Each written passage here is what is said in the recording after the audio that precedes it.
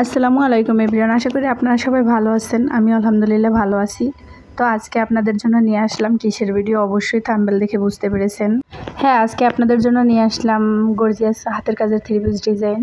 তো অনেকে আছেন হাতের কাজের থ্রি পিস বানাতে যাচ্ছেন কিংবা হাতে সেলাই করতে যাচ্ছেন, কিন্তু কি ডিজাইন করতে যাচ্ছেন, কি রঙের কাপড়ের উপরে ডিজাইন করলে ভালো লাগবে অথবা কি ডিজাইনে কীরকম লাগবে সেটা বোঝার জন্য আজকে আমি আপনাদের ভিডিওটা আপলোড করেছি।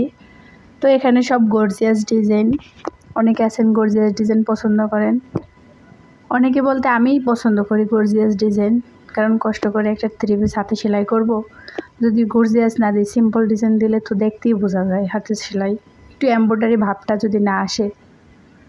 তো যারা গর্জিয়াস পছন্দ করেন তাদের জন্য কিন্তু এই ডিজাইনগুলো, আর যারা সিম্পল চাচ্ছেন কিংবা সিম্পল পছন্দ করেন তারা কমেন্ট করে জানাতে পারেন।